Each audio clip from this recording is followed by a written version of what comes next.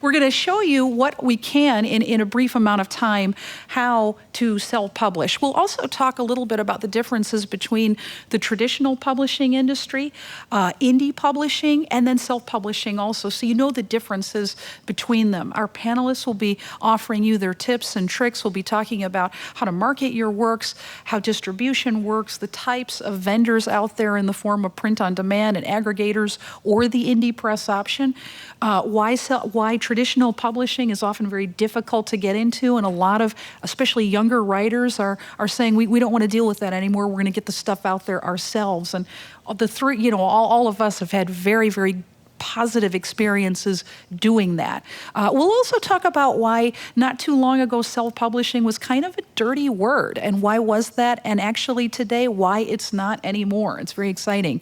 So we'll get right to our session. The first topic I want to talk about is introducing, first of all, what a traditional publishing deal is, how it works, what you have to go through to get one, why they're very, very hard to get them, and it will kind of lead into our discussion why self-publishing may be a viable option for talented, creative people if you can't get a traditional deal. So I'm going to open that up to our panel right now. If anyone of you gentlemen would like to speak on the world of traditional publishing.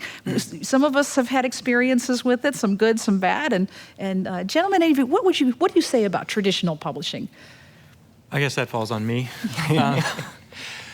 Traditional publishing is very much a business, and the larger a publisher gets, the more of a business decision whether to publish the book is or not. Traditional publishing usually involves submitting your work, so you write a query letter or cover letter and you say, this is what my book is about. Sometimes they ask for a sample. If they like your concept, they like your sample, then they'll ask to see more of your work.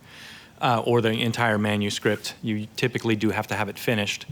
And if they accept it, then they typically come back with some slight edits. They're not going to completely gut your manuscript, but they come back with slight edits. You go through a production process. You start the sort of the media machine, and you get the ball rolling. Before the books are even out, they're already marketing them, not so much to the public, but to libraries, schools, the bookstores themselves.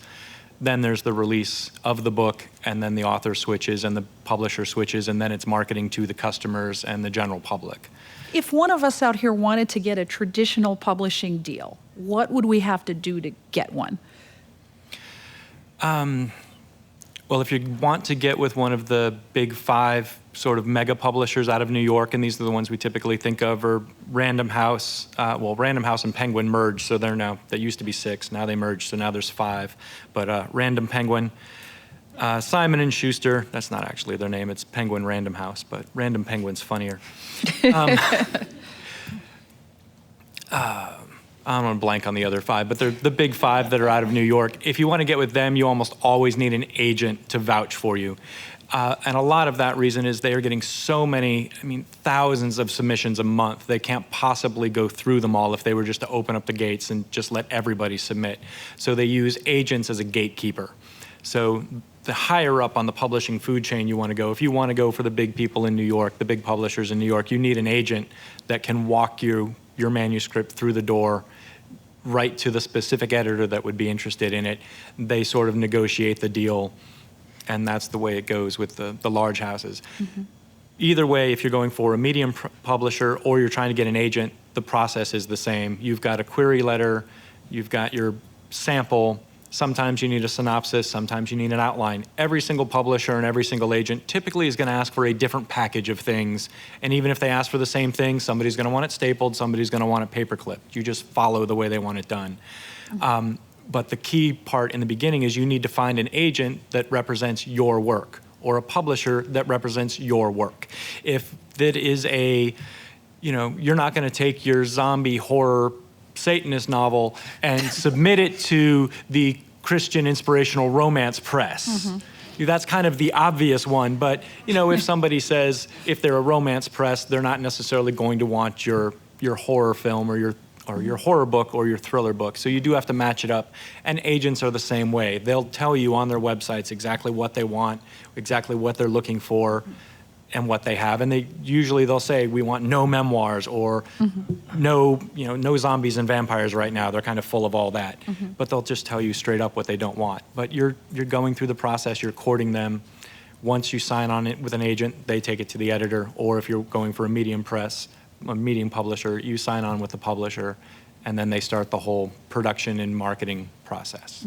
That's a great answer. Thank you, Matt. I think most of you folks out there realize already that the larger publishing houses, whether it be for music, for books, what have you, are very strict about no unsolicited work sent. They do not want us to just box it up, mail it, send them the demo, send them the manuscript anymore. We cannot just pick the publishing house and mail it to them anymore. They're not going to look at it. So like Matt was saying, the agent really is a gatekeeper.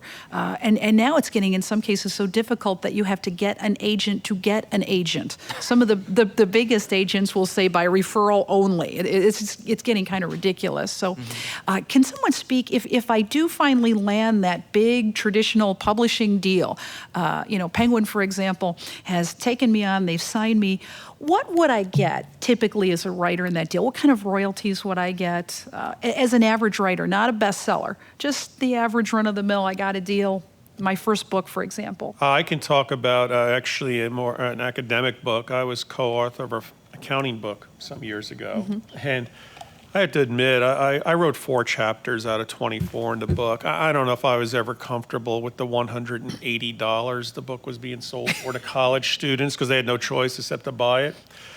Honestly, I think I made for each $180 the students spent, I think I got $9 or something like that. It wasn't very much.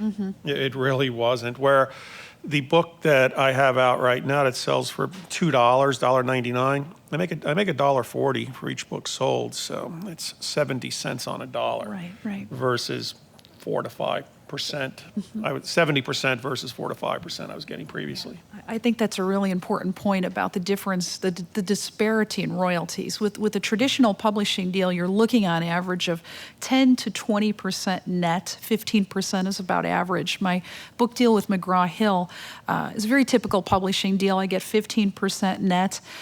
Versus, like Bill was saying, if I self-publish through Kindle, he has his books available, as he was saying, through Apple. It's the same thing. Our royalties are not 15% like in a traditional deal. We're getting 70%.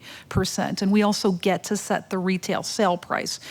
In traditional publishing, you really don't have the ability to set what the selling price is. And as Bill was saying, sometimes it's ridiculously marked up and you still don't get much money, and other times it's ridiculously low because it's a trade book and they want to try to sell in volume. But it's not a lot of money usually. There's a lot of disparity. The bestsellers will typically sell about 90% of all of the books out there. And then the other 90% of books in the publisher's catalog will be selling maybe about 10%. Last year, they did a study to see of traditional books published, how many units are sold. And the average was about 200 units. In other words, if you have a traditional publishing deal, you'll be lucky if you sell 200 copies in a year. That's considered average.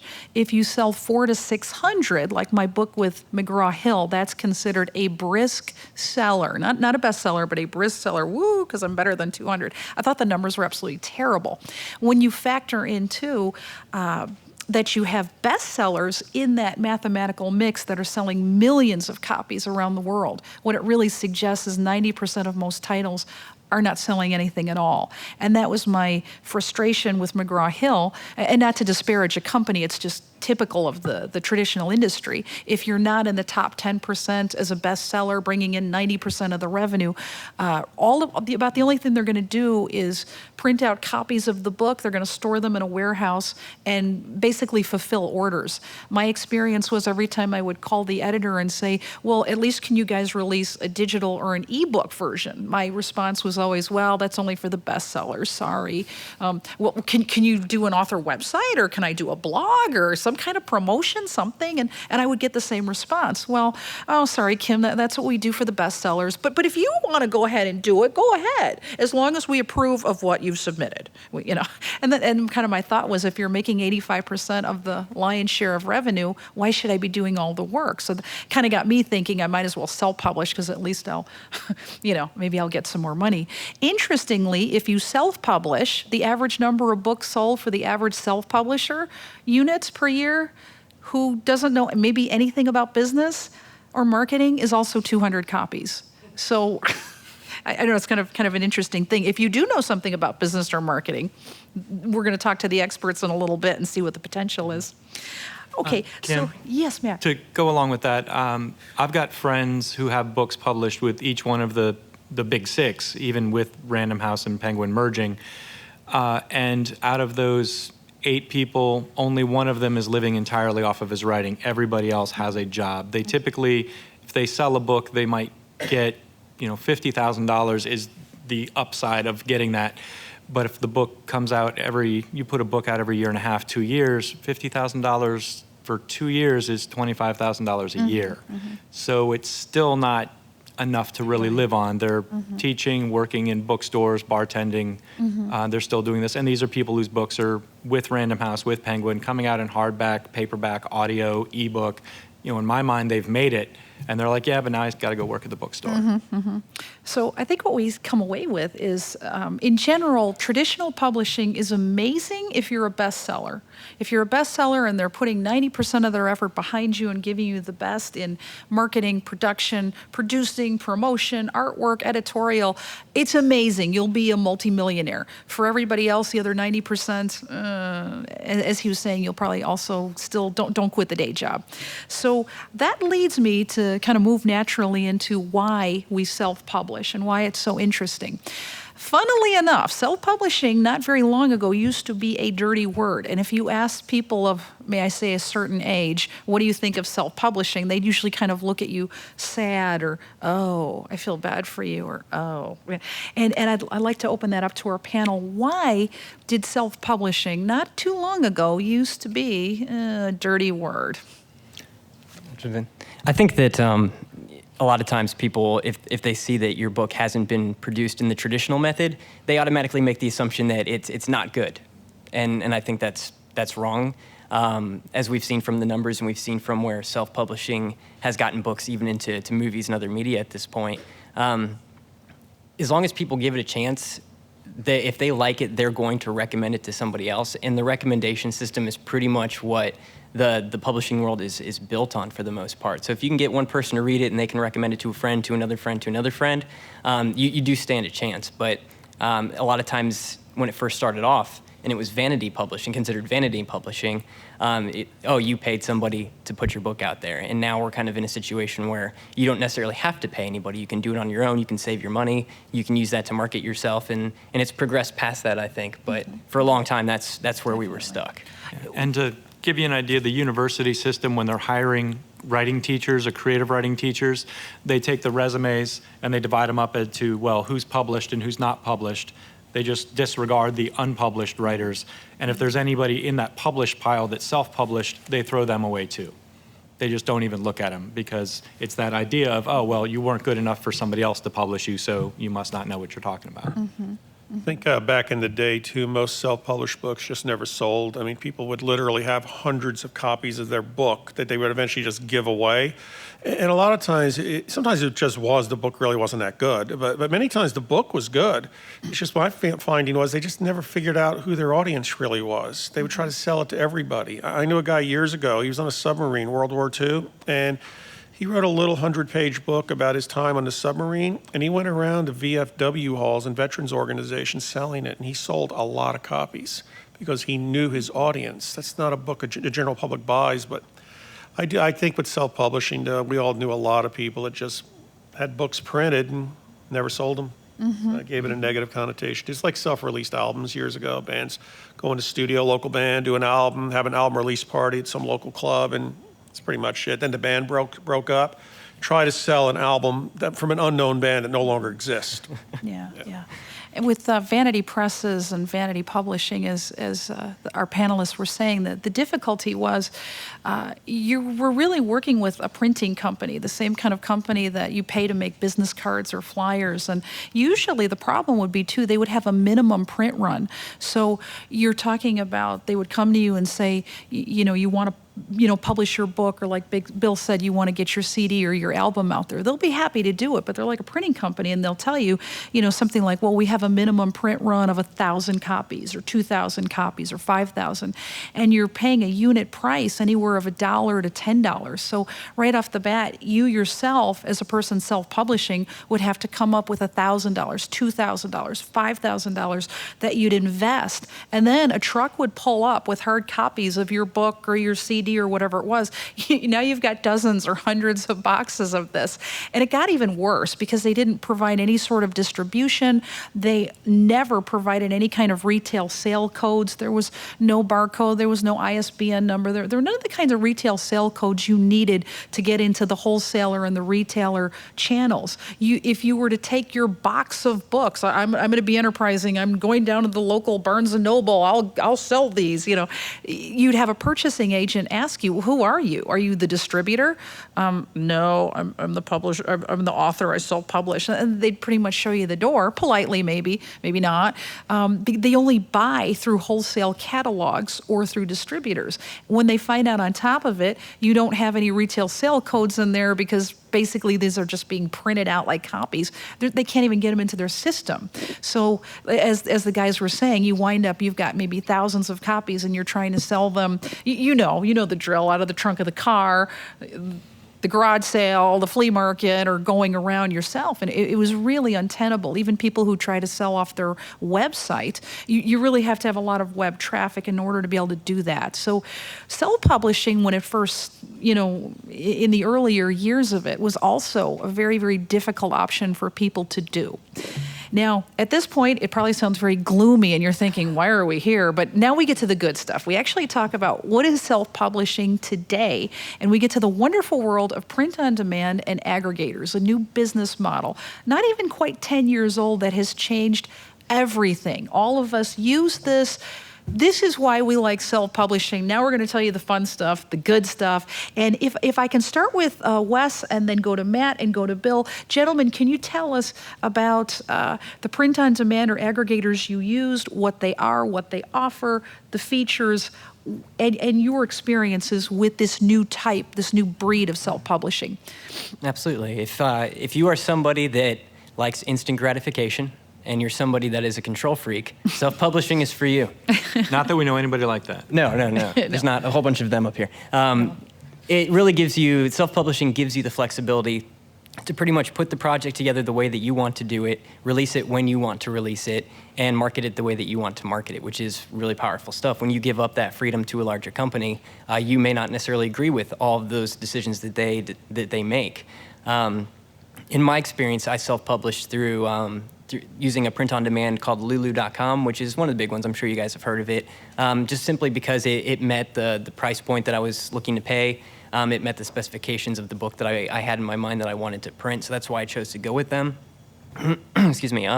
They also, through them, you get the ISBN now. You get everything that you need to essentially make your book retail ready, which is awesome. And then they can also even get it on Amazon for you, which is really cool, and they can take care of the Kindle process as well. So they've essentially made a one-stop shop for everybody that if you want to have your book up on Amazon, Barnes & Noble, insert your favorite website there, you can have it there within about 2 hours of finishing the book if you really want to. And that's powerful. That's something that's really interesting. It's an interesting world. And then just having it up on Amazon, obviously, you're suddenly competing with everybody. You're in this massive marketplace where you're competing alongside a lot of the top sellers and the best sellers. So that's good for you. I mean, your book can be right where you want it to be. But find the one that works for you. There's a lot of them out there, and there seems like there's more every single day. Make sure that you have a vision for what you want to do for your book, and make sure that whoever you choose to print it with meets that vision, and make sure that you don't go into poverty for it either. That's important. Mm-hmm. And one thing that's really helped the self-publishers move those units that are in their garage annoying their wife is that the internet distribution. Anybody can go to Amazon and sell anything. You can sign on with aggregators that will distribute your work.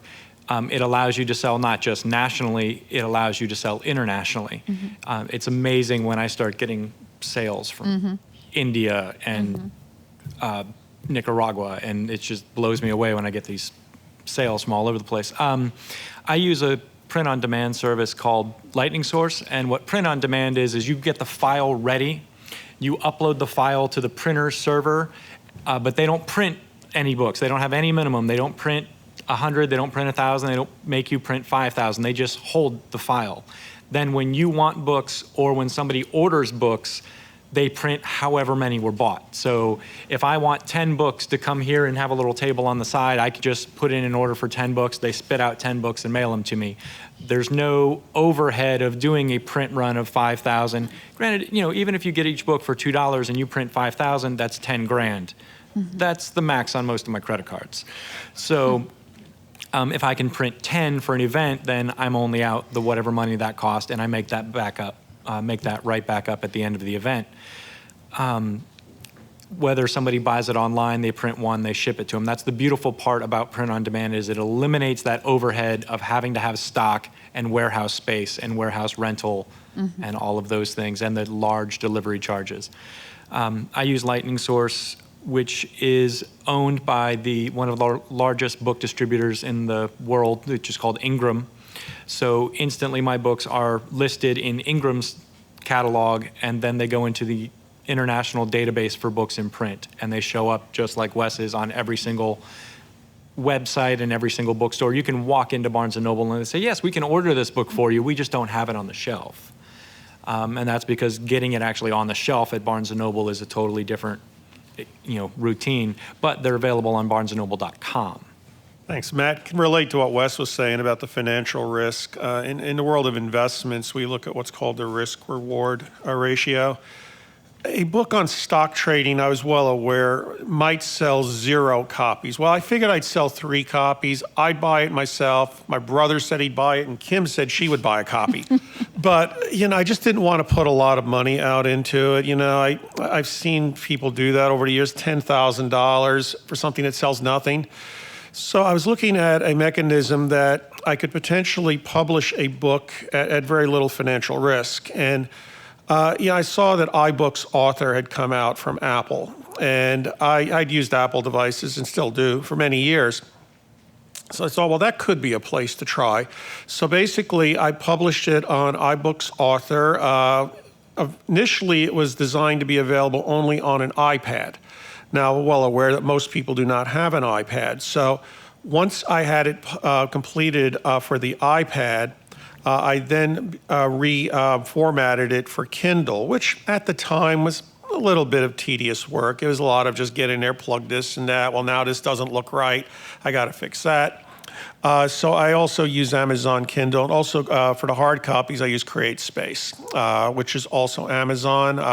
One reason I have used them is as a stock trader, I'm actually a longtime stockholder of Amazon, and I do know some of the people at Amazon, so I figured, well, okay, that might help if I ever need it. But again, for me, it was just a matter of just not wanting to take a lot of risk. An advantage I had is that through people I knew here at Full Sail, we got faculty, students, people I know through the music industry, or wherever it might be. I sold several hundred copies the first week it was released, 354 copies. And that caught Apple's attention. And so they put it as a featured new release right on the front page of iTunes for the next 5 months. And so that was helping. People would just log on and it was just sitting right there. And that's where a lot of the sales came. And then I had actually a major brokerage firm bought quite a few copies for their brokers. But for me, iTunes Author, iBooks Author, sorry, Kindle and CreateSpace seems to work for me. The panel mentioned a term called print on demand. I'll take a moment just to give a little background on that. The problem that with self-publishing 10, 20, 30 years ago was when you went to print the copies, we typically needed a printing press that was about the size of this room and in some cases employed dozens or maybe hundreds of people.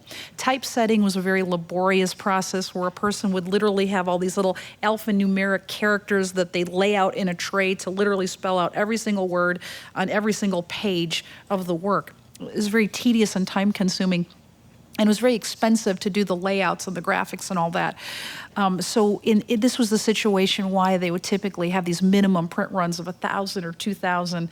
I don't think I've ever seen less than 500 copies that you'd have to pay for. What changed everything, right around 2008, Hewlett-Packard put out a machine called the HP T300. And the joke is it was called the T300 because it cost about $300,000. And then in 2010, they came out with the HP T200. Ooh, price has gone down, right? Amazing piece of technology that really made print on demand possible and opened up this world. Instead of requiring a printing press bigger than this room, employing dozens of people, and costing a lot of money to run and requiring these minimum print runs, the T3 and 200s are kind of like if a printing press and a photocopy machine had a baby. It's a machine it's just a fraction of the size. It's maybe the length of this table. One person is needed to operate it. It's very much like a photocopy machine. It's got a computer terminal attached to it, and it allows a self-publishing author to simply send a Word or a PDF file that's uploaded and scanned into the computer, and then it works like a copy machine. Like the gentlemen were saying, print on demand literally means that. Like a photocopy machine, you want one copy, you press the button, and this equipment will actually do the binding, attach the cover and do all this. You want 10 copies of the book spit out, you press 10, out come 10, you want 100 and so on. So like Matt was saying, if a company such as Amazon, for example, buys one of these machines, they've already got marketing and distribution in place. They already have arrangement with wholesalers like Ingram that was mentioned, or Baker and Taylor, another very big one. A whole world opens up because, like he was saying, you don't have this overhead. I don't have to print out thousands or 2,000s of copies and put them in warehousing somewhere and hope somebody buys one. They don't print a copy until a customer actually places an order and pays for it. So it's very, very efficient. And how they make their money is in volume. When you have thousands of people who now want to self-publish and do either a small run or a big run, and now it's listed, for example, with these big distributors and in these wholesaler catalogs, and they're only printing them when they're purchased. It's very, very efficient, very, very efficient for them and for the author as well. So it offers this benefit where me, as a self-publishing author, all of a sudden I have a whole new world. In traditional publishing, I would have to give away my copyright to the publisher. They would dictate the terms. Kim, you're only getting 15% on this book, for example. We're setting the sale price, and again, McGraw-Hill, in my situation, printed out 2,000 copies, kept them in a warehouse, and hope somebody buys it. I was kind of responsible for doing any kind of promotion because it wasn't a best-selling work. On the other hand, in my experience, like our panelists, I went with a company called CreateSpace, which is owned by Amazon. And what I liked about them, Amazon also owns Kindle, and they've got a T200 machine, and it was a beautiful thing. I want 10 copies. They'll print me 10. They'll also list the book on Amazon and all of its affiliates. And it cost me $37 to do this. I picked what was called the professional plan. And they knew what I would need, those sale codes. I would need that barcode. I would need that thing called the International Standard Book Number, the ISBN. We've kind of mentioned that. They provided all of that. If you try to buy those a la carte, you might be paying in the area of about $200, depending where you go to vendors for that. It was all included in my $37 fee. Then they got me in all of those wholesaler catalogs. So, like the guys were saying, my book is available not only on all of Amazon and its affiliates, but also you can get it through Barnes & Noble and Books A Million and Alibris and Powell and all the places where people really do buy books. It's also a non-exclusive distribution deal, which means if I myself want to just buy, 100 copies, I only pay basically the cost that they do to make the book. I'm not paying retail. I'm not even paying wholesale. I think I pay $2 a copy for a book that's 340 pages. So it's very reasonable. And if I want to order 100 and then turn around, pay $2 for each book and sell them for $20 at something, I can do that with no limit. Or if I want to sell them off my website, I can do that too. So it suddenly gives me a whole world of opportunity, especially since I can keep the copyright, which is another benefit of this. Anybody want to add anything to that? Can I be a negative Nancy? Go ahead. Lulu and CreateSpace both use Lightning Source to print. Amazon didn't buy the printer, they just rented Lightning Sources. So that's why I kind of just say, just go straight to Lightning Source on it. Amazon has gotten, or not, I guess not so much a negative Nancy, but just a little bit of a word of caution about using CreateSpace. Amazon is becoming so big and such a threat to the other retailers, to Barnes & Noble, to the independent bookstores, to a lot of these places, that a lot of these other bookstores themselves are starting to boycott Amazon published books.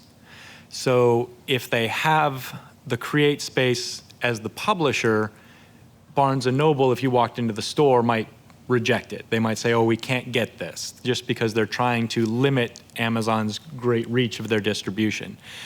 So I almost advocate going one step further, and you can use CreateSpace. Darren, did you form your own publishing company, or did you just have CreateSpace as your publisher? Yeah, no, I have, well, you can do it either way. I You allowed can. them, let me speak on that. If you want to have your own publishing company, you can, and work through them. They'll, and you can set up an imprint, or they'll just do order fulfillment and that sort of thing. In my case, I decided to stay as a self-publishing author and allow them to be considered the publisher. Right, and because that, they provided the ISBN, so that automatically makes them the publisher. yeah, and in books in print, so you look it up and it says the publisher is, Kim is the author, the publisher is CreateSpace. If you take that extra step to set up a imprint or a publisher, even if it's just yourself, Matt Peters Books, then it removes at least that little layer, and it should help with the wider distribution. And that's just a reaction in the marketplace to Amazon themselves going from selling books into publishing books. So now your publishers and your other book companies are feeling threatened. Matt has a good point about the threat from Amazon. It's a very real threat to them. I will say in my reality at the moment, I've not experienced any boycotting. You can go to Barnes & Noble or any of those places and find the book, and I have a thing called expanded distribution where I continue to get paid every month. So I have not experienced that actually, but my eye is on it, as he pointed out. It's a very good thing to look for. And the minute I experience anything in the way of that, the beautiful thing is because I keep the copyright, I release a new edition, I go with Lightning Source or someone else and just move on. But I think that's true about business in general. We constantly have to be aware of changes and shifts, in the marketplace, and always stay a step ahead of it. Yeah, and the other flip side to that is if you are with Lightning Source, then Amazon will say, oh, this book's out of stock. It might take a week or two to get it, but any CreateSpace book is available right the instant you order it, even though they're coming out of the same machines. Yeah, it's a spaghetti nightmare in there. It just gets nasty. It's an interesting world. You do have to kind of stay on top of this. So let's say I've used one of these print-on-demand companies. We also have another world of aggregators. If you write music, how many musicians, producers, writers do we have out there who walked into this thinking, I thought this is on music publishing, and you're all talking about books. What happened? Yeah, don't worry, we've got something for you folks too. Kind of the equivalent of the print-on-demand is the music aggregator. And these are companies like CD Baby, TuneCore, for example, The Orchard, that work very much. They'll also get you the distribution. They'll provide the barcode that you need to do this. And again, you upload your music file to them. And Bill, you have had a lot of experience with that. Would you mind speaking on your success on the music side? Sure, Kim. I'm actually a musician and composer. I've pretty much played my whole life, like quite a few of you perhaps in the room. I come from in the financial world. What I did also, besides being a trader for the New York Stock Exchange, spent many years. We managed money for celebrities. We took care of financial and business affairs, the world's biggest rock stars, NFL football players, movie stars, hip hop artists, and I saw how the music industry worked. For every one band signed to a major label, there were another 50 bands also signed to a major label who never did anything. That label has to basically turn its marketing machine on behind you, and a lot of times they wouldn't. And I've seen how, and also a lot of times, if you ever wonder why do some artists have like 2 or 3 really big albums, right? They would sell several million copies, and then they can't sell anything after that. The '80s artists, as an example, Because those record labels take their producers, engineers, songwriters, arrangers, and marketing people away from that artist, and they move it on to the next artist. And that's I've seen that happen. Also, I mentioned local bands. Literally, a local band would spend $10,000 recording an album. I call them albums, regardless of the format. Album release party. They sell 50 copies of the 1,000 minimum they had to have printed. And then the band breaks up. What are they going to do with the rest of them? Literally just give them away. And, you know, I just said to myself, well, I don't know if I ever want to do that. And then CD Baby came along. Mm-hmm. I've done all kinds of music over the years. I'm actually trained as a jazz bassist, but I played in heavy metal rock bands. I used to have hair hanging down to here back in the day. Played in southern rock bands. I was in a country band once. That was interesting. And I've also done electronica music. And a few years ago, I had some instrumental compositions that, I don't know if you'd borderline neo-jazz into electronica. And I thought, you know, I don't know how big an audience this is for it, so I published through CD Baby. And did fairly well, actually, with several releases through CD Baby. One of my songs off an album I have called Deja Blue, an album called Happy Days in the Rain, for the last 8 years now, has been one of the staple songs used on the Weather Channel, of all places. So if you wonder, when you're on the Weather Channel and they're running the Business Planners Update, Weekend Update, it's actually my music they use in the background.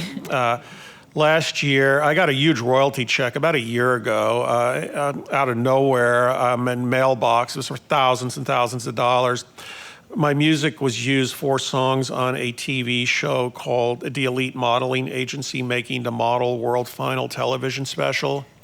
I'd never even heard of it, but apparently it was this show that Cindy Crawford was discovered on, along with Tom Brady's wife, whatever her name is, was discovered. Apparently it's a huge show. And, you know, the opportunities are out there. I haven't seen the numbers this year, but I know last year with CD Baby, independent music release, 19 of their releases were nominated or won Grammy Awards. So, as a voting member of the Grammy Awards, I can tell you guys this: there is no requirement you be a major label artist to be nominated or to win a Grammy Award. And most Grammy Awards, I would say, go to non-major label artists. So, yeah, but the opportunities are out there. Now, the opportunities are there for you, regardless whether it's music or books. That's good. The problem is now, what do you think your competition's like? You think it's small or big now? It's huge. You have got a huge amount of competition out there. And something perhaps we'll end up talking a little bit about will be, you know, how do you distinguish yourself from that competition? You know, it's like doing a guitar app on, you know, iTunes or something. You got to do another app on electric guitar. Well, there's a lot of those out there. Better find some way to distinguish yourself. The key with what I found for myself, I find that little target market, small little niche market, and then I figure out how to reach that market. Then you don't have a lot of competition. Matt, would you tell us a little bit about the indie press now? Okay. We've talked about traditional, we've seen self-publishing, and there's another option too. Yeah, real quick, also to go along with CD Baby, there's DVD Baby, Yes. which is if you've got films Right. or Oh, yeah. movies, Right. you can sell, you know, in a case with a cover and the disc, everything on Amazon and other online stores. So aggregators are wonderful things. They're basically online distributors that get your stuff in all sorts of stores. Yeah, when most people think about publishing, they think about the big 5 in New York, or they think about self-publishing. Nobody thinks about it's actually more of a spectrum. There's this entire range, and half of the publishing industry is made up of the people in between, the independent publishers, the people that aren't part of the big 5 but aren't self-publishing. And yes, there's large, you know, they get called small presses or indie presses. There's large ones that have been around for almost 100 years that have got thousands of books out. And then there's ones like my little press that's been around for 3 years now, and we have 9 books out, and we're putting out 4 books a year, you know, where some bigger ones are doing hundreds of books a year. But it's an entire spectrum, and a lot of those are those exact niche markets. There'll be an entire publisher that's just horror, that's just sci-fi, that's just romance, that's just Christian horror. Actually knew a Christian action hero press. That's all they did was Christian action heroes. So almost any little niche you can get into, there exists, including some very bizarre ones. But the small publishing world, it's not, most of the people in the small press world or the indie world are doing it for the love of books. Even the publishers that are in it aren't living off of the money they're making. I mean, I teach at Full Sail full-time, and I run my press part-time just for the fun of it and the enjoyment of putting out what I think is really cool stuff and really good stuff. And it's much more, the smaller a publisher you go with, it's much more of a partnership. She was talking about the 10 to 15% that she was getting. My writers are getting 50% royalties. I mean, it's definitely a split, but they have to work just as hard as I am. The same thing she was doing. They're having to do their websites. They're having to do their blogs. You know, I do events. I'm bringing kind of the professionals. I bring the editors. I bring the proofreaders. I bring the graphic designer. I bring the photographers. I bring all of that stuff to it as an indie kind of publisher. But then I expect the author to meet me that same way with the quality writing, the effort. I drag them all over the state to do events. I drag 2 of them to New Orleans to do a conference. I'm dragging 4 of them to Seattle next week to do a conference. And it's on their dime. I can't afford to pay for it. We're all paying for our own food, our own hotels. But we're going to have one hell of a good time. And we're going to be around a lot of other indie presses that are doing just really cool, unique work, things that the mainstream or the large publishers won't get anywhere near or touch them. You know, it's like, oh my God, somebody, you know, you start looking at these books that are out there and it blows you away with what these indie presses are doing because they'll do it for the love of the book. They're not so much looking at, oh, we can make millions of dollars. They're like, this is a cool idea and we want to put this out there and we want it to look as just awesome as it can be. Wes's work, you're working with some indie, you know, you're not working with DC Marvel, you're working with indie comic book places now. Absolutely. And I assume it's the same It is. the love of it. One of the things that's great if you can link up with an indie press is that they're going to believe in your project, and it's nice to have somebody that's in your corner. But you have to remember too that, you know, it is your project and nobody is going to love it as much as you do ever. So you can't rely, you can't just sign on the dotted line and say, okay, they're going to take me to fame and fortune. It's just, it doesn't work like that.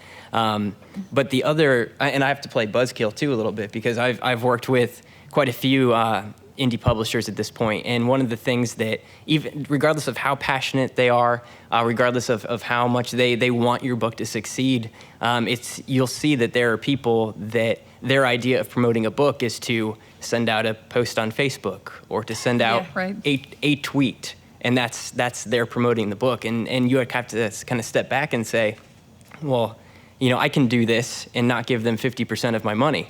So a lot of times that's actually, in my experience, what's pushed me more towards self-publishing is that's what I see tend to happen. But that's just really kind of in the comic book industry, which is very niche. But as far as books go, indies are definitely seem to be a great option. Yeah, I mean, I do 4 books a year, so the writer usually has me for a quarter of the year. I'm really gung-ho on them, and then I fall in love with the next book. I mean, I'm fickle.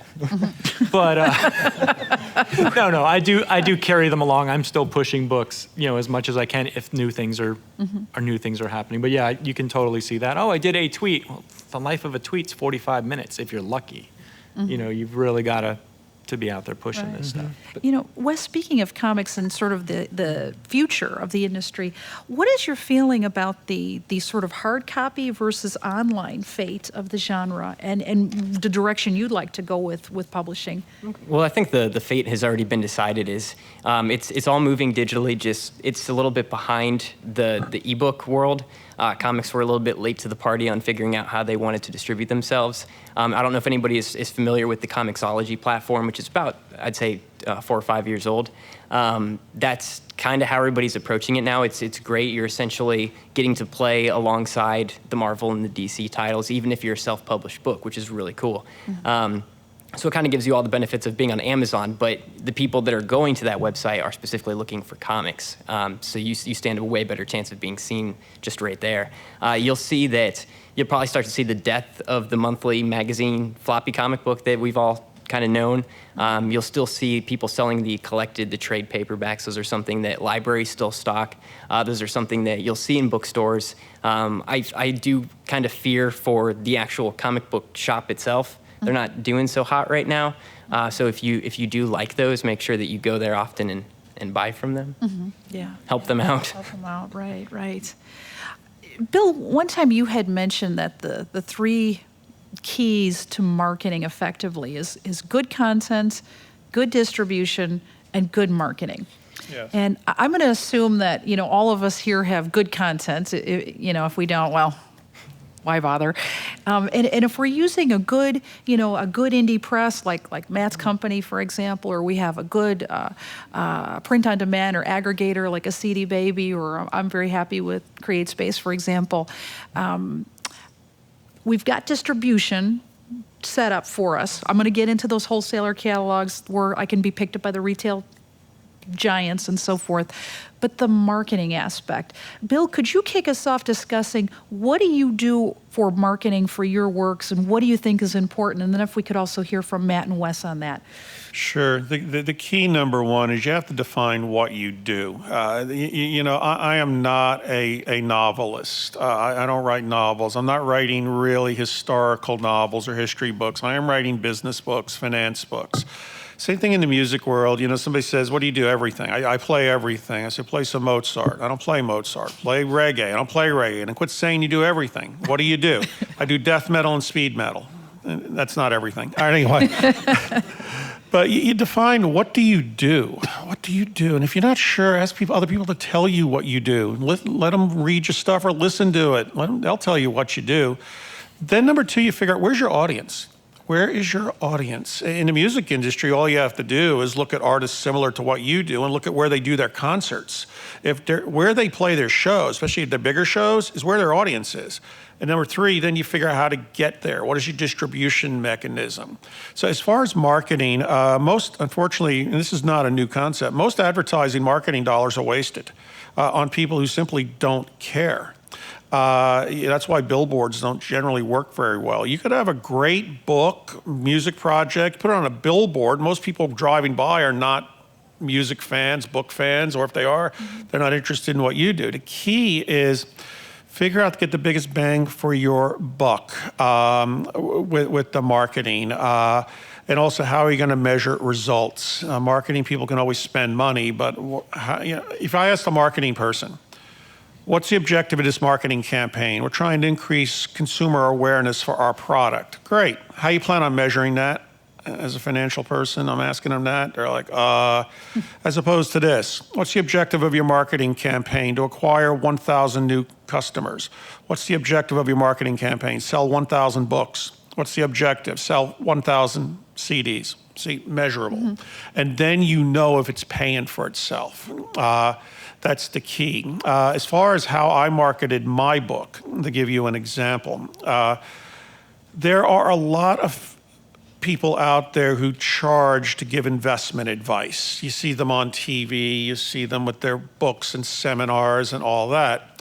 I contacted quite a few of them, let them know a little bit about my background, and I had several of them added as a recommended book on their website, since it's only $1.99. My book is on the actual entering of a stock trade. There are thousands of books out there on what stocks to buy. Well, we recommend you buy this one versus that. And I'll tell all of you right now, most of them are not worth the paper they are printed on.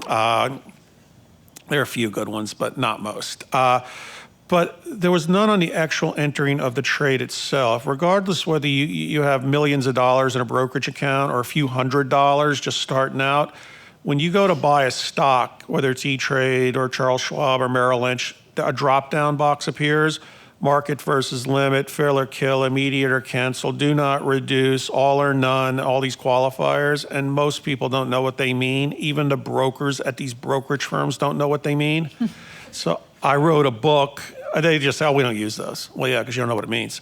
I wrote a book explaining those type of orders and when to use them, including how to make money when stocks are going down. But I tried to expand that a little more. Why do we even call it stock? The reason we do is they used to be shares of companies used to get engraved blocks of wood, signifying your ownership. Middle English word for block of wood is stock. It's where the word stockade comes from. But I did a lot of that little trivia stuff, and I also wrote a history of Wall Street and the New York Stock Exchanges. There have been several of them. For people that might not really want to do stock trading but read about the history, And that's how the book sold. But bottom line, I just tried to identify my audience. My audience were people generally either interested in the history, perhaps of the New York financial district and Wall Street, or people that wanted to trade stocks. And then I tried to find a conduit that I could advertise very cheaply on the back of these stock advisors on their websites. And what are some of your tricks? Let's say you've identified your demographic or your target audience. How is it inexpensively that you reach out to them to let them know about your book? Well, here's the nice thing. The books I'm writing, actually it's going to be a series of 5 books. I have book number 2 coming out this year on bonds. Book number 3 will be on options, stock options. 4 will be on mutual funds, and 5 on commodities, futures contracts. The electronic books allow you to update periodically. And so what I'm going to do is just before my book number 2 comes out on bonds, that'll also be priced at $1.99. I'm going to add a chapter to my first book. And everybody who bought it, those 20,000 people, they get a free upgrade, free download. Okay. And what does that do? Also going to conveniently let them know I got book number 2 just came out. We, in the publishing industry, amongst mainstream major publishers, they're averaging in the United States last year 500,000 new titles sold. They average about 200 units a year sold. Sure. You sold 20,000 on your own. What did you do that, you know, HarperCollins or McGraw-Hill or Simon & Schuster or Little Brown, they're not doing? I priced it at $1.99, and I also pointed out during some of my marketing that for less than a price of a cup of coffee, you might now be acquiring strategies that could possibly increase your financial return by 50%. And I think that think about it. Somebody does $100. I teach you how to make another 50. You only spent $2 on the book. And I think it was that risk reward type thing. The key though with my book, honestly, it was just identifying that little niche that nobody was bothering to fill. A major publisher is not going to publish a 57-page book. I don't sell my books at Barnes and Nobles because it's not big enough. My book is so thin, you can't even write on the spine. They couldn't even print there. That book it's bigger than a pamphlet. But I sometimes even question whether I call it a book, even though it is. But that was the key. The key was, I tried to find that point that makes an impact with people. Impact points, we used to call it. And mine was less than a price of a cup of coffee. You could possibly increase your financial return. Okay, great. And also the trick you mentioned you did, and I don't think you did this intentionally, but during the release week, you drove a good chunk of your platform there, which pinged Apple's interest. Yes. You can also do that with Amazon. You save up and you get everybody to buy it on one day, or you offer it at $1 cheaper for one day, and you tell your entire platform to go buy it on this day. You've got to catch whoever's selling its attention. That's a way to kind of pop sales and make Amazon or Apple go, oh, hey, what was that over there? Let's look at that. And then the other thing is the reviews.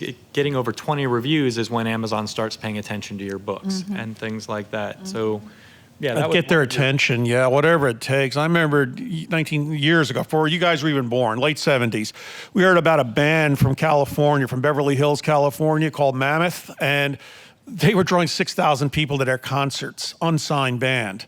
And you think that didn't get people's attention in the industry?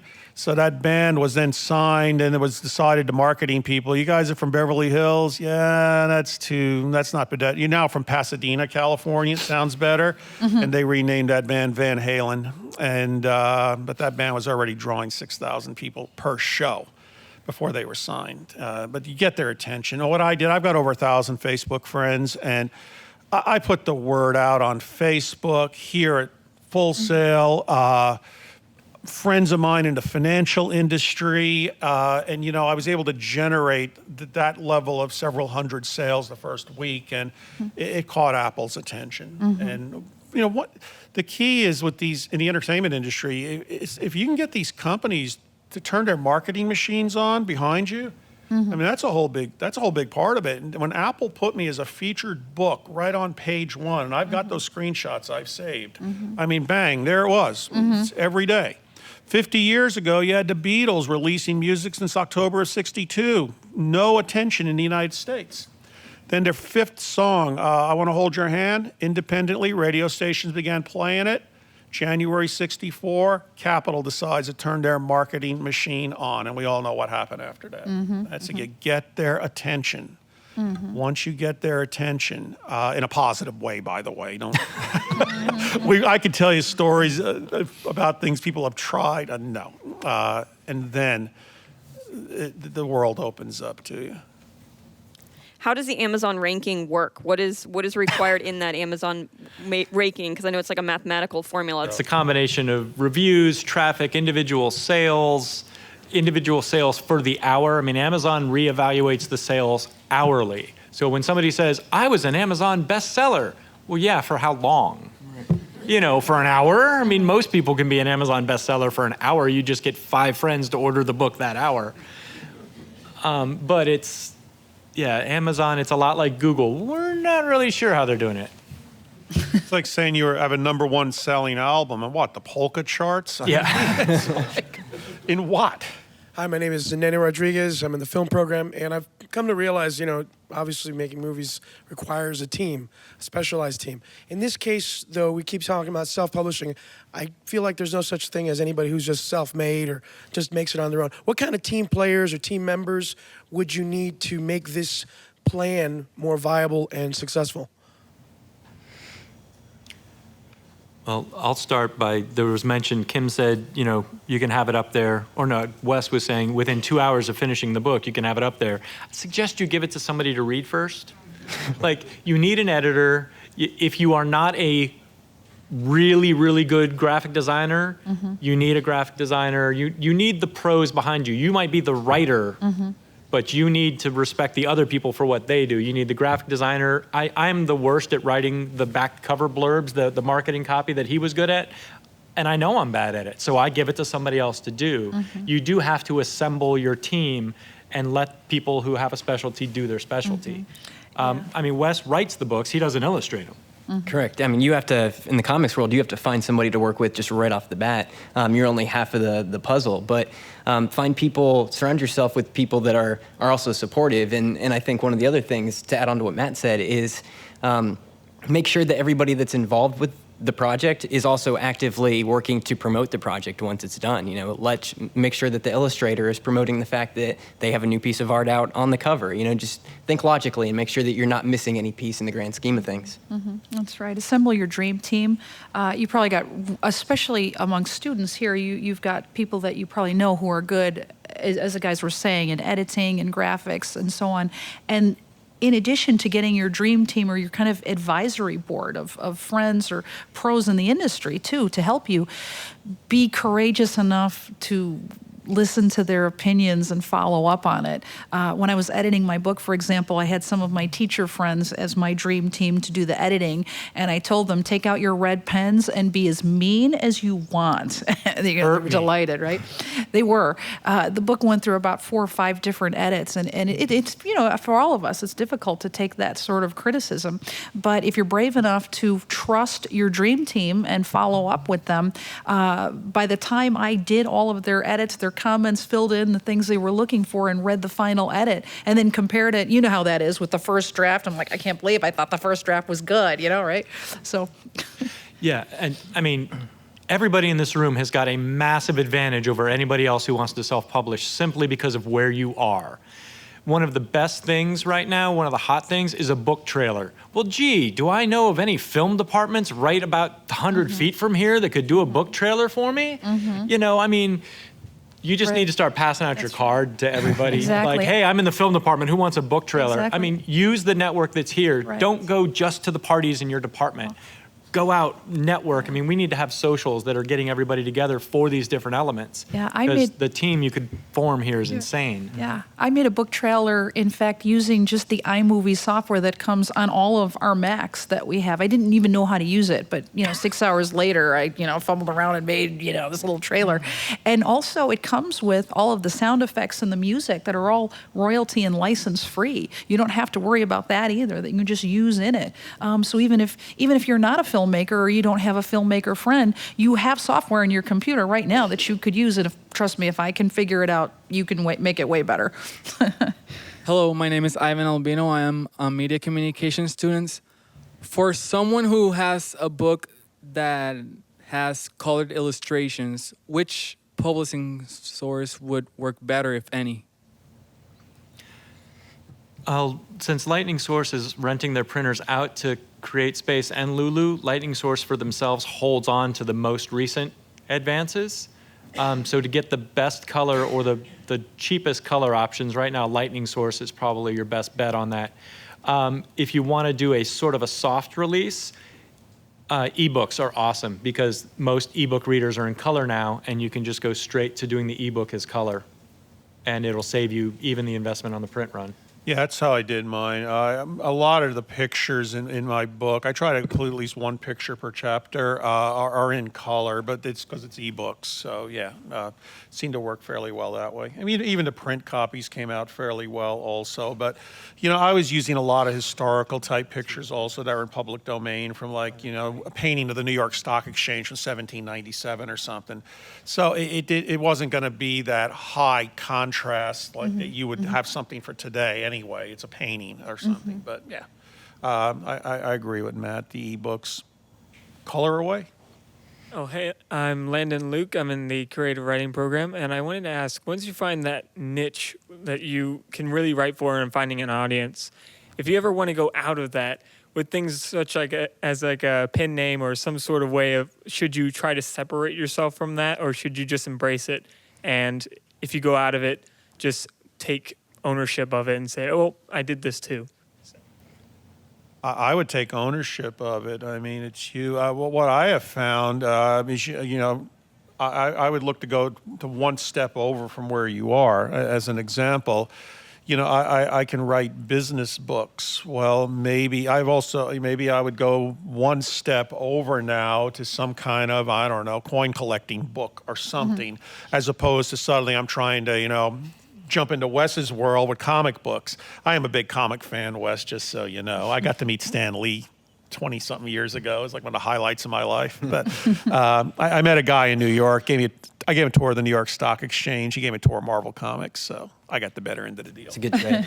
Yeah. And but actually, even Stan Lee was only one half of it. Jack Kirby was his other guy. Yeah, but yeah, my feeling is, if you can, I mean, you know, if you look at, we used to deal with a music artist named Wayman Tisdale, who many people may not know who that is. He was a big NBA basketball player. I mean, really well known. And he went on to be really successful as a smooth jazz artist also. And yet, you know, you have two worlds there. You know, it's like, well, look at President Reagan. He's an actor and a president. I'd stay with who you are. Yeah, that's what I would do, Landon. And to add on to that too, really quick, if too early in your career, I mean, as writers, we should be looking to get any type of work that we can get.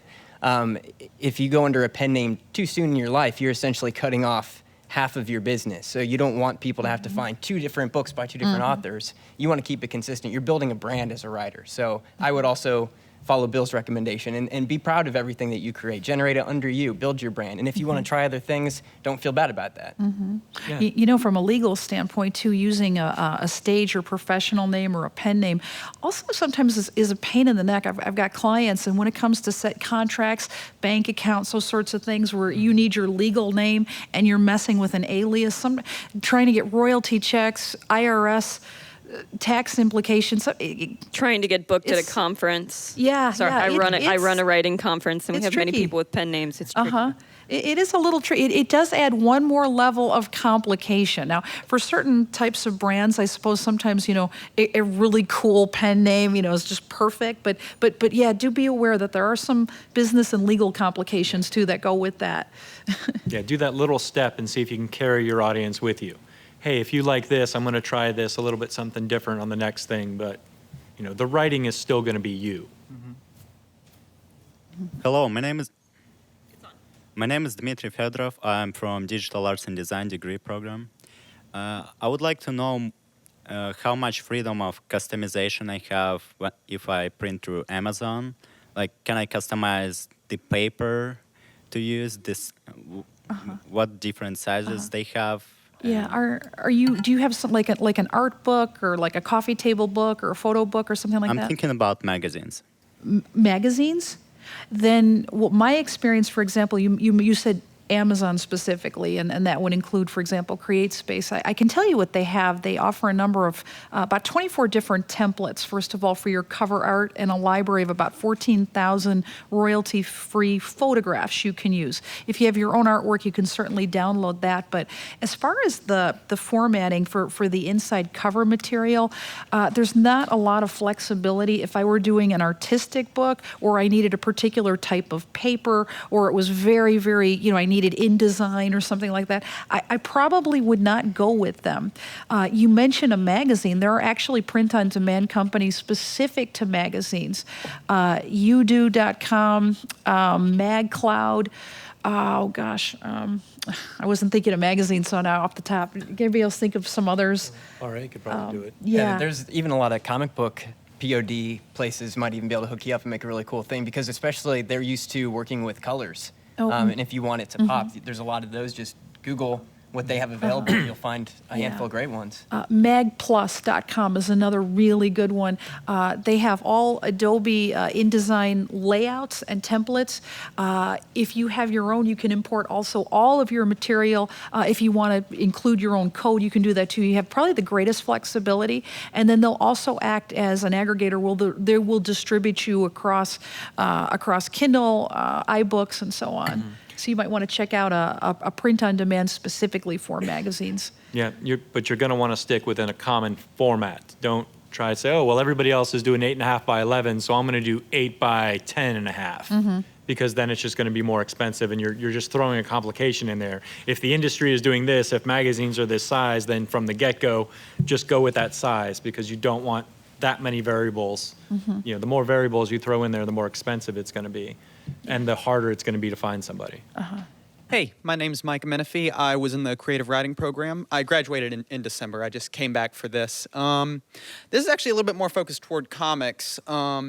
I was wondering how closely you worked with the actual development of the story, Wes, with your artists, or was it very much so where you would kind of write the script separately, have a couple meetings to tell them what you were expecting, and then they would perform it, or was it a very involved process from both beginning to end? Every project's going to be different. What I would say is that there's a reason that there are writers and there's a reason that there are artists. And I don't mean that to be offensive, but play to your strengths.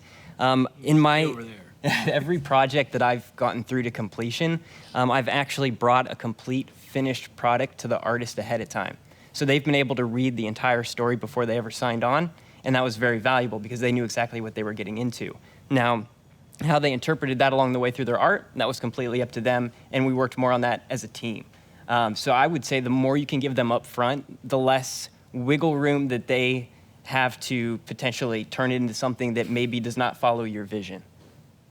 More is always better up front. I'm Salvatore Pecoraro. I'm in recording arts, and I guess the obvious question would be, could you elaborate a little more on music publishing besides getting into CD Baby?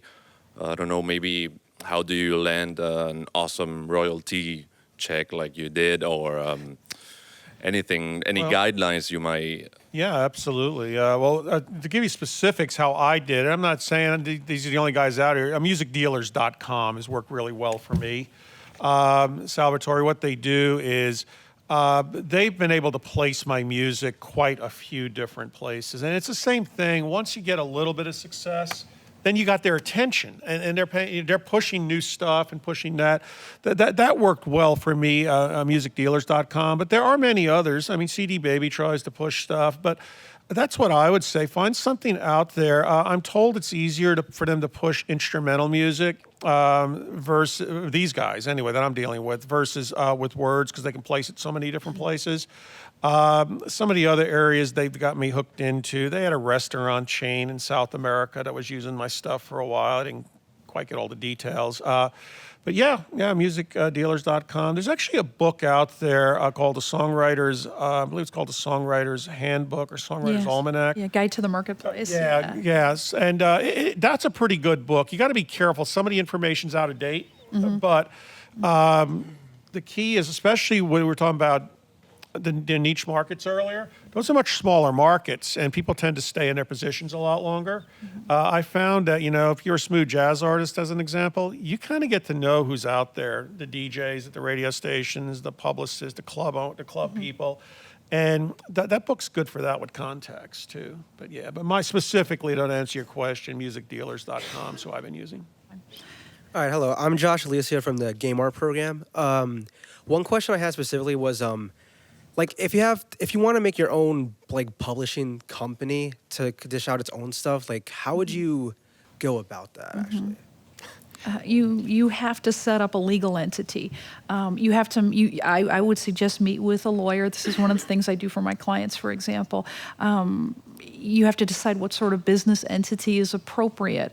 A subchapter S, for example, an LLC. And if you don't know what I'm talking about, that's why I'm saying go see a lawyer, because there's tax implications too. So if you're setting up if you just go and set up a corporation, the default corporation you're going to get is what's called a C corporation. You're going to be paying taxes more than you should. The corporate entity is going to have to pay taxes. Then your individual income is going to have to pay taxes. If you're going to have to deal with setting up shares and shareholder meetings and proxies and all these sorts of things you probably won't want to do. So I usually tell my clients subchapter S or LLC, and again, it gets rid of all that hassles and taxes and things like that. And then you've got to get a federal employer identification number. You've got to set up a corporate bank account. There's a lot you got to do. Now you are a legal entity, and now you can go forth and set it up as a publishing company. But do speak with an attorney and or an accountant. I always tell my clients the best businesses have typically the best lawyers and accountants money can buy. Even if you can't afford the best, the average, schmo out there can handle that. It's pretty simple. You can go, for example, in the state of Florida to sunbiz.org, which is the state of Florida's website to set up a corporation. And they do have all the frequently asked questions. You actually can try it yourself. If you feel confident, you can do that. It's cheapest that way. But see if your level of comfort, depending on what that is, you do speak with a pro, set up that entity. But it's great because it'll keep you protected. The reason why we set up corporations, they have a thing called a corporate shield of protection. If something blows up or bad happens, the business takes the hit, but you, the president, the CEO, the managing member, what have you, you're protected. So that's why we do it. It's a great idea because publishing can be, you're dealing possibly with intellectual property issues, infringement issues, defamation issues, problems with taxes, contract breaches. It's risky to do it as a sole proprietor on your own. So I would definitely say do consider setting up a corporate entity. Hello, my name is Daniela Smallwood, and I am in the Entertainment of Business program. My question is, I've self-published my own book and partnered it with a music single as well. And I wanted to see if you guys have any advice as far as creating a book tour to go along with it. That's my goal, is I want to be able to travel with the message of my book to other locations for a book tour. So have any of you all done that? And what would be your advice in setting that up? What's the message? Yeah, what type of book is it, Danielle, versus the music? I mean, what are you doing? The book is called Fly Free. It's an inspirational book, Okay. and it's empowering people to live the life that they love. The song is called Fly Free as well. And by inspirational, I mean, are you talking motivational, inspirational, religious, inspirational, or both, or what are you talking about? It's motivational, inspirational. Okay. Yeah, as far as doing a tour, number one, I think you just really got to identify your audience. Who are you trying to reach? And once I've identified that audience, the key is now how can you market and book yourself as inexpensively as possible? I mean, I've known people who've done many years, they've done church tours, as an example. They go to cities and just go to a lot of churches. And basically promote their product there. And that could be something you might want to look at because you don't have to travel very far for that. I mean, you cross all denominations. Look at how many churches are right here in Central Florida. So I would look at possibly something like that. You might find some kind of a conference that you could become, a speaker. Sometimes these smaller conferences, not the big ones where they're bringing in, a former president of the United States or something, but the smaller ones, sometimes they're looking for something. Sometimes also, if you find local magazines or websites, they're always looking for material. Write an article for them for free. And at the end of your article, or in the middle of your article, mention what you got going on out there. I found that's an inexpensive way to do it. I used to send articles into these music magazines around here, like Axis and stuff. You write free articles. Of course, I send along a picture of our band, too. They'd invariably print it. So that's what I'd recommend. Try to churches, because that could be a good way to do it. It's a big audience, too. Social work, social services places, things like that. Sure. Okay. Folks, thank you so much for attending our session today. We especially...